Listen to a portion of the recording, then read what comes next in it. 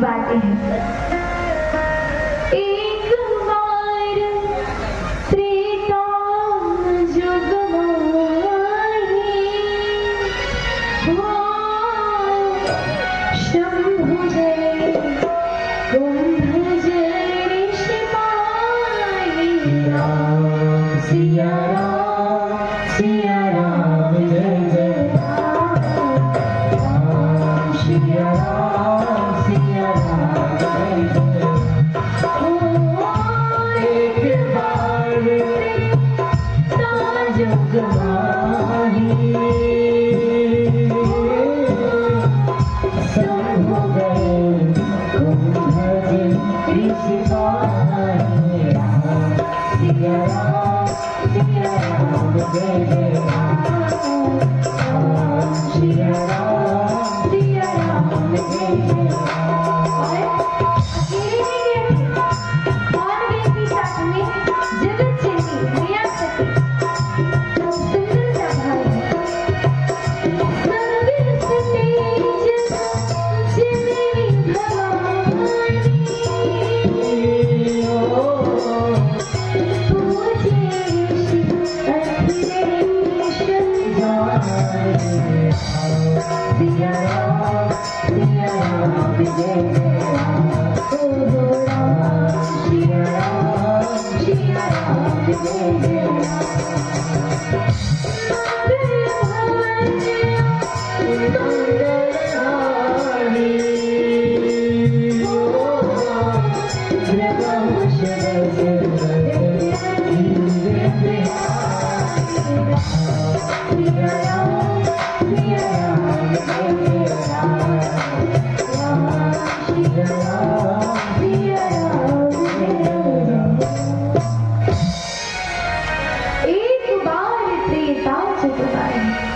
त्रेता युग की बात है कि भगवान भोलेनाथ जी मैया सती के साथ कहाँ गए?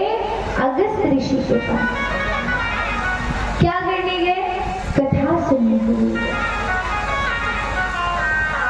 और जब वो कथा सुनने के लिए गए तो आज जैसे भोलेनाथ जी और मैया सती पहुंचते हैं तो अगस्त ऋषि अपने स्थान से खड़े हो जाते हैं।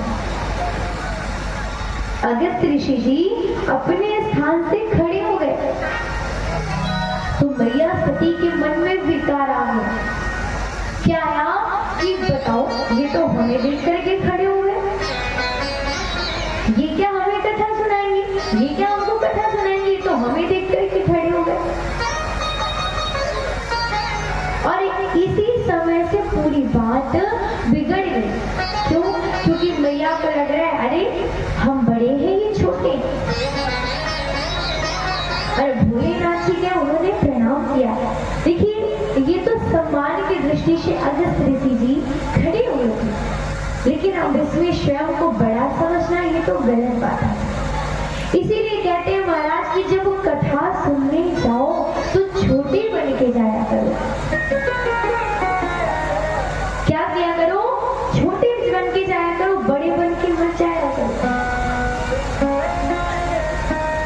भाई हम बाहर कितने भी बड़े पद पर क्यों ना हो, कितने भी ऊंचे पद पर क्यों ना हो, लेकिन जब भगवान के समक्ष जाएं तब हम अगर छोटे बन जाते हैं महाराज, तो ये मान लीजिए उस समय अगर हम छोटे बन गए तो हम संसार में अवश्य ही ऊंचे पद पर रहेंगे। लेकिन हम उसी समय भैया बड़े बन गए तो ये गलत बात है, क्योंकि मनुष्य को भगवान के समक्ष सदैव छोटे बन के रहना चाहिए। क्योंकि भाई हम कितने भी बड़े आदमी हो, भगवान के समक्ष तो एक बालक है, एक भिखारी है। भाई भगवान के आगे क्या औकात है बताइए? हम अवश्य संसार में जज हो, कलेक्टर हो, कुछ भी हो महाराज, लेकिन भगवान के आगे अपनी औकात काहे की है?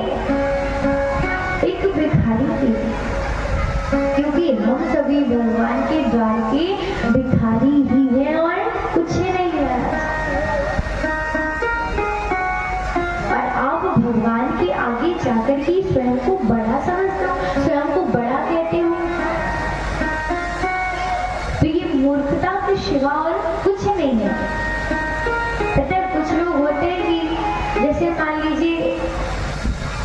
यहाँ पंडाल में कुर्सी रहती है, किसी प्रकार की कोई समस्या नहीं रहती है।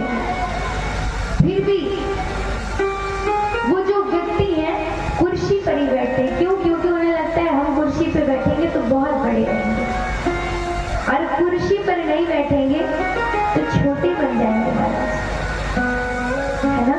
सोचते हैं ना लोग ऐसा कि हम कुर्सी पर बैठेंगे तो बड़े अच्छे बड़े आदमी लगेंगे, और जमीन पर बैठकर कथा सुनेंगे तो छोटे बन जाएंगे। एक बात आप याद रखिए, अगर हम भगवान के आगे छोटे बन गए तो भगवान हमें इस संसार में बड़ा पद देते हैं, और अगर हम भगवान के आगे ही बड़े बन गए तो संसार में फिर हमारी कोई इज्जत नहीं रहेगी। क्यों? क्योंकि भगवान जैसे घर में हमारे माता पिता है ना, तो उसी प्रकार प्रभु के हम बालक हैं, और अगर हम भगवान के आगे बड़े बने तो भगवान कहेंगे अरे ये बड़ा है, चलो इसकी देख रेख नहीं करनी, ये खुद कर लेगा। जैसे एक माँ के अगर दो पुत्र हो, एक साल का हो, एक 8 साल का हो, तो माँ को लगेगा अरे 8 साल वाला बच्चा तो खुद से खा सकता है, और 1 साल वाले बच्चे को माँ दौड़ दौड़ के उसके पीछे भाग भाग के खिलाएगी। हाँ, खिलाती है ना? क्यों? क्योंकि माँ को पता है ये बालक छोटा है, ये नहीं खा पाएगा, ये मेरे भरोसे मेरे आश्रय है, तो ये स्वयं नहीं पा सकता है। इसीलिए माँ अपने छोटे बेटे का ध्यान रखती है, उसे पता है बड़ा बेटा स्वयं खा सकता है। तो इसी प्रकार अगर भगवान के आगे हम छोटे बनेंगे, भगवान के आश्रय रहेंगे, तो भगवान को लगेगा अरे नहीं नहीं, मेरा बेटा मेरे बिना नहीं रह सकता, भाई वो तो मुझ पर आश्रित है, अगर मैं नहीं खिलाऊंगा, मैंने उसका ध्यान रखूंगा, मैं उसका ध्यान नहीं दूंगा तो बेचारा क्या करेगा। और हम भगवान के आगे बड़े बड़े महाराज, तो भगवान को लगेगा अरे ये तो बड़ा है, क्या इसका ध्यान देगा। और भगवान के भरोसे हम रहे तो भगवान पग पग पर हमारा ध्यान अवश्य देंगे, जरूर देंगे। कब? जब हम भगवान के आगे छोटे बनेंगे तब। तो आज सती मैया के मन में यही विचार आया, वो स्वयं बड़ी बन गई। प्रभु भोलेनाथ जी ने प्रणाम किया, और प्रणाम करके आज उसी स्थान पर बैठे मन के साथ संपूर्ण कथा को सुनी है, और कथा को सुन करके आज प्रणाम करते हैं। लेकिन सती मैया के मन में यही चलता रहा, ये क्या हमको कथा सुनाएंगे, ये तो हमसे छोटे हैं, ये हमको देख करके खड़े हुए क्या सुनाएंगे हमको कथा। इसी विकार के चलते मैया ने मन से कथा को नहीं सुना महाराज। और आज जब कथा पूर्ण हुई, प्रणाम करके भोलेनाथ जी आए, उसी क्षण भगवान श्री राम जी अपनी वो सुंदर लीला कर गए थे। कौन सी लीला? कि वन में मैया सीता का हरण हो गया था, और भोलेनाथ जी हे सीते, भगवान श्री राम जी हे सीते हे सीते हे सीते करके पूरे वन में भटक रहे थे। तभी भोलेनाथ जी ने देखा कि अरे मेरे प्रभु, जैसे ही देखा महाराज सच्चिदानंद स्वरूप प्रभु की जय हो। मैया ने सुना सच्चिदानंद, मैया ने कहा प्रभु कैसी बात करते हो, इन्हें सच्चिदानंद क्यों बोल रहे, तो साधारण व्यक्ति है ना।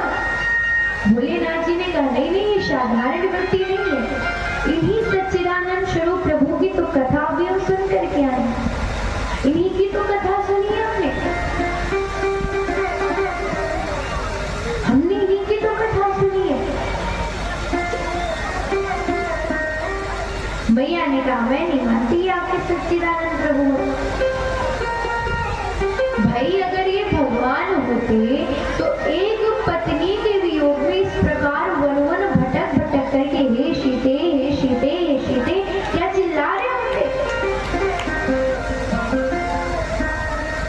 और आज भगवान श्री राम को शंकर जी ने देखा तो इतने खोए हुए हे सच्चिदानंद स्वरूप प्रभु, हे सच्चिदानंद स्वरूप प्रभु कह कह करके प्रणाम कर रहे हैं। हे खगुल हे मधु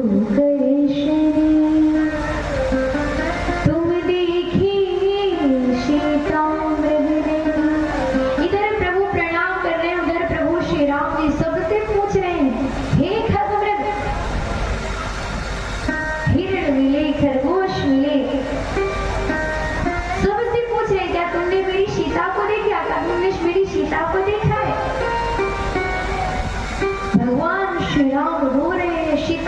को पूरे वन भटक करके ढूंढ रहे हैं। मैया ने कहा जाइए प्रभु, हम नहीं मानते ये आपके सच्चिदानंद प्रभु कैसे माने, क्योंकि अगर भगवान होते तो क्या भगवान को कभी दुख होता है? वो भटकते इस प्रकार से नहीं, हम नहीं मानते। मैया ने नहीं माना तो भगवान क्या कहते, देखो सती, अगर आपको विश्वास नहीं हो रहा तो जाओ जाकर के परीक्षा ले लो।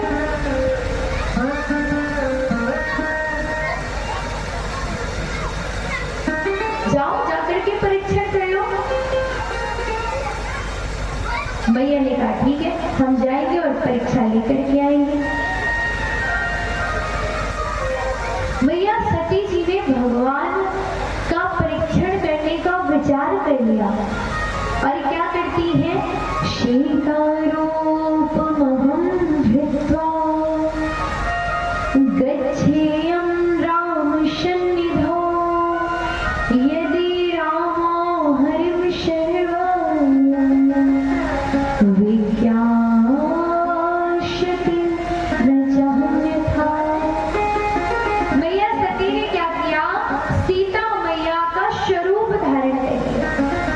क्या किया, सीता मैया का स्वरूप धारण किया। अच्छा, सीता मैया का स्वरूप तो बना लिया, लेकिन आचरण नहीं बना पाई सीता मैया का। क्या करती है, सीता मैया का रूप बना करके आज प्रभु श्री राम के आगे आगे चलने लगती है। देखिए, मैया सीता प्रभु श्री राम के आगे कभी नहीं चलती थी, लेकिन सती मैया ने सीता मैया का रूप बनाया तो आगे आगे चलने लगी। तो इसीलिए कहते हैं कि मनुष्य किसी का स्वरूप तो बना सकता है, मनुष्य किसी का स्वरूप तो बना सकता है, परंतु आचरण उसका कभी नहीं प्राप्त कर सकता। स्वरूप अवश्य ही बना लेगा, परंतु आचरण कभी नहीं बना पाएगा। इधर देखिए सब लोग ध्यान से, भाई स्वरूप बनाना आसान कार्य है, लेकिन आचरण बनाना आसान कार्य नहीं है। तो मैया ने स्वरूप तो बनाया परंतु आचरण नहीं बना पाया। इधर प्रभु श्री राम के आगे आगे चलने लगे। तो आज प्रभु श्री राम ने देखा, भाई माता जो सीता का स्वरूप बना करके आगे आगे चल रही थी, लक्ष्मण जी को ना तो सती के रूप में दिखी ना तो सीता के रूप में। तभी प्रभु श्री राम ने सीता के रूप में देखा तो और बोल पड़े, क्या कहते हैं, जोरी पानी प्रभु की प्रणाम, पिता समेत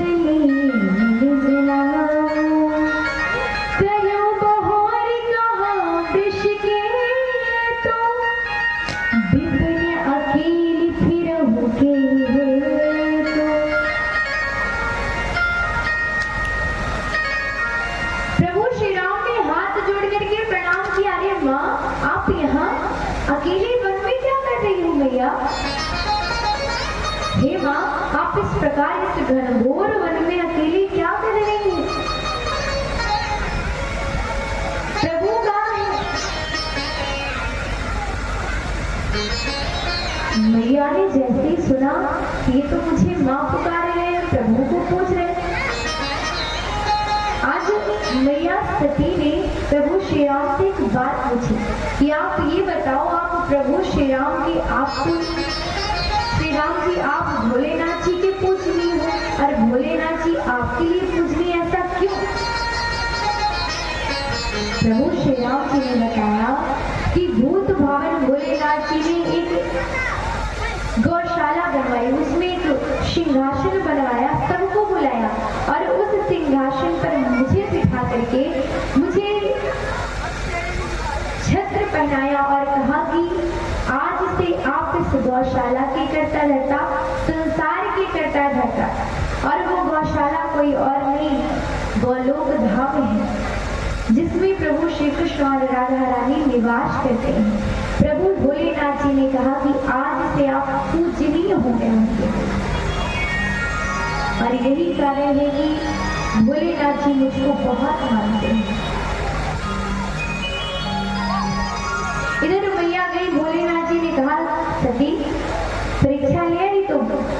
मैया ने कहा कछुना परीक्षा गोसाई बस कीन प्रणाम तुम्हारे लाए। हे प्रभु, हमने कोई परीक्षण नहीं किया, हमने कोई परीक्षा नहीं ली, बस हमने आपकी तरह प्रणाम किया है और कुछ नहीं। हमने केवल प्रणाम किया। अब भोलेनाथ जी ने ध्यान लगाया तो देख लिया कि ये तो परीक्षा लेकर के आई है। तो शिव जी ने संकल्प कर लिया। महाराज क्या संकल्प किया? शिव संकल्प की मनमानी कि जातन भेंट शते अगनाई। शिव संकल्प की मनमानी जातन भेंट सते अब नहीं। शिव जी ने मन ही मन संकल्प कर लिया कि अब आपने मेरी माता का स्वरूप बना लिया, अब इस तन को मैं पत्नी के रूप से नहीं दे सकता। तभी महाराज कुछ समय व्यतीत हुआ। महाराज यज्ञ ने दक्ष ने एक सुंदर यज्ञ किया और उस यज्ञ में सबको बुलाया, परंतु भोलेनाथ जी को ही नहीं बुलाया। इधर देवता जाने लगे, देवता भी बड़े।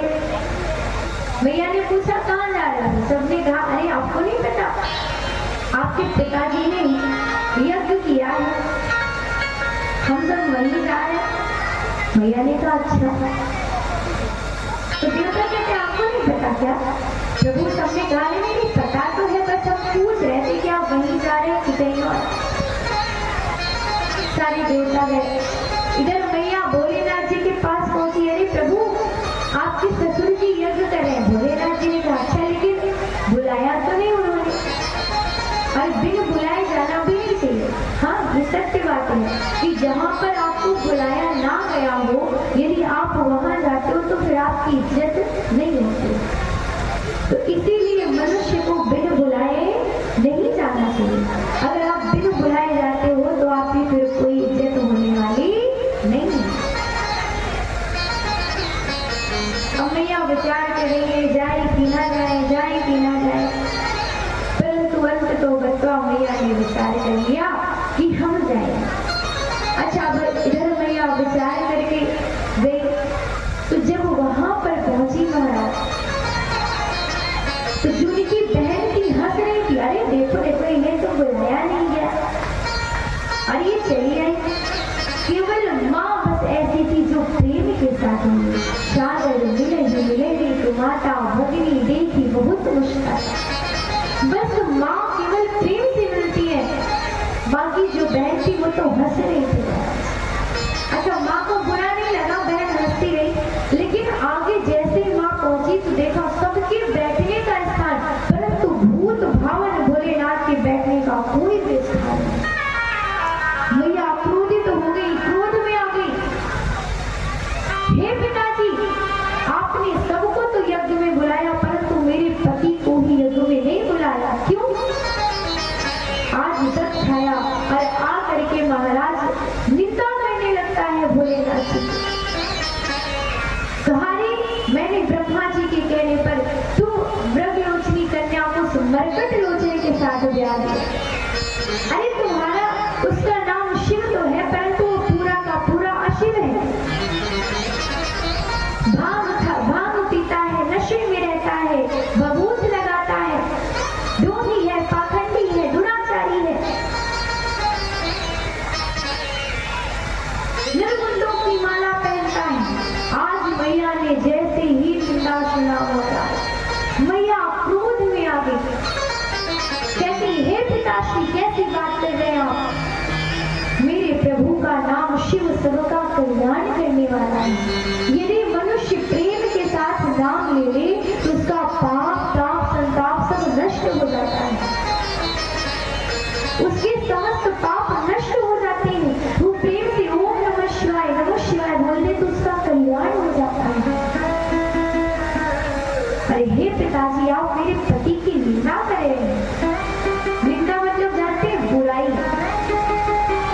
कहते कोई व्यक्ति हमारे पिता की, हमारे पति की, हमारे गुरु की यदि निंदा करे तो निंदा नहीं सुननी चाहिए।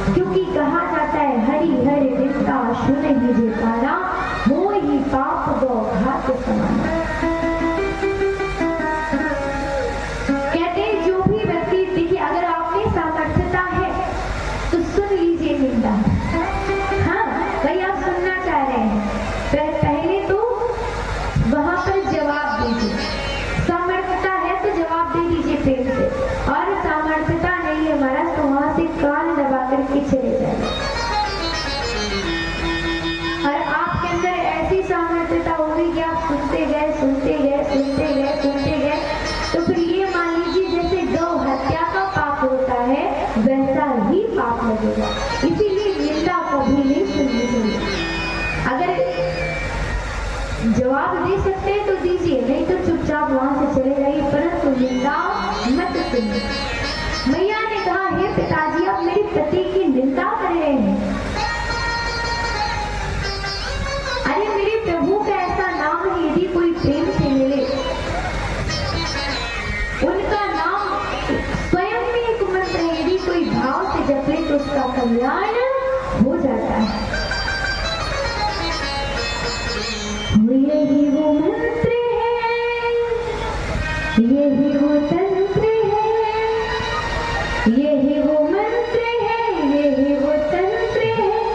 प्रेम से जपोगे तो मिटेंगे सारे बम भोले बम भोले बम भोले बम भोले बम भोले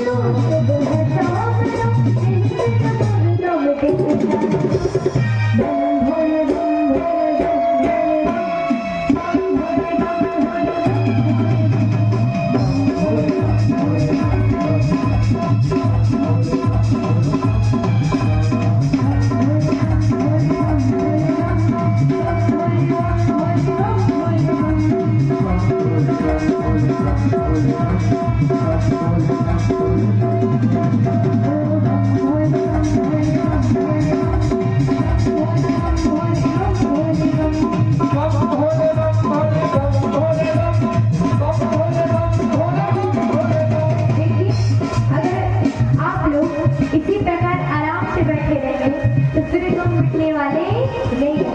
तो गम मिटेंगे कैसे? कैसे मिटेंगे? कैसे मिटेंगे?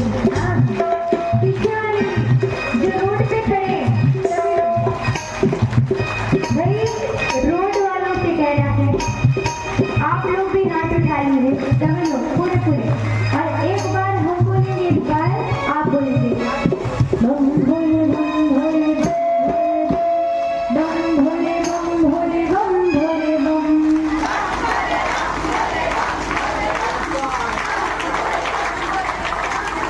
देखिए अगर आप लोग इतना तेज बोलेंगे तो हमें लगता है जो मेले में दुकान लगी है दुकानदार भैया बेटे उन तक भी आवाज नहीं जाएगी घर तक तो दूर की बात है ना।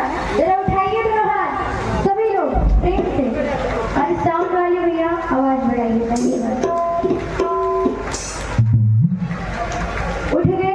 इतने हाथ नहीं उठाने, पूरे पूरे हाथ उठाइए सभी लोग, और पूरी ताकत लगा करके बोलिए बम भोले बम भोले बम भोले बम भोले बम भोले बम भोले बम।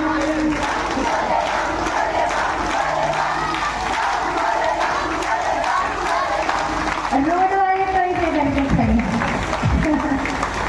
भैया आप लोग भी हाथ उठा लीजिए। इधर जो पंडाल पे आप लोग बैठे भैया आप लोग भी हाथ उठा लीजिए।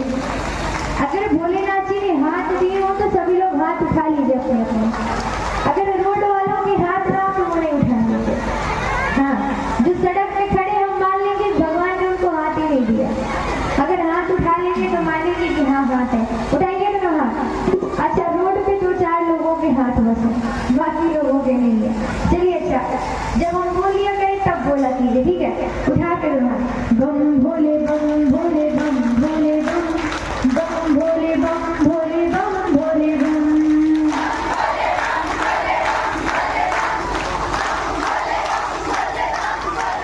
हो बम भोले बम भोले बम भोले बम बम भोले बम भोले बम भोले बम।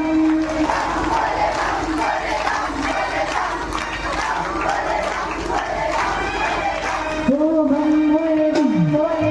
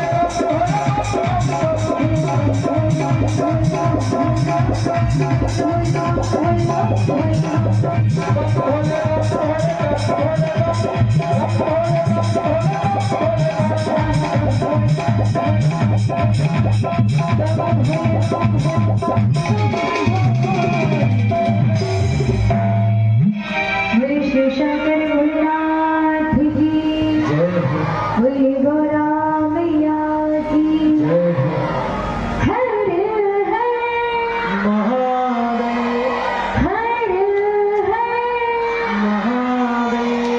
हमें लगता है जो रोड पे खड़े कसम खा के आते हैं कि कितना भी जयकारा लगवाया जाए हम जय नहीं बोलेंगे, कसम वसम खा के आते हैं। कितने किलो कसम खा के आते हैं? हाँ कितने किलो कसम खा?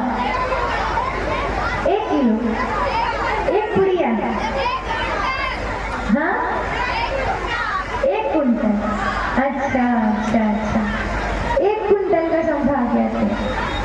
बताइए भाई कौन कौन 1 कुंटल कसम खा के आता है? हाँ अच्छा बीच में खा के दिया। चलिए 1 कुंटल कसम। और जिन्होंने हाथ उठाया सही तो वो हाथ नहीं खाते। हाँ नहीं भाई देखिए जब जयकारा लगता है प्रभु का नाम लिया जाए तो हाथ उठाना चाहिए, बोलना चाहिए, नहीं तो फिर हमें यही समझ में आएगा कि ना तो उनके हाथ है ना तो वाणी है ना। तब ये नहीं हाथ उठाते हैं ना बोलते हैं। जरा भाव से बोलिए हरे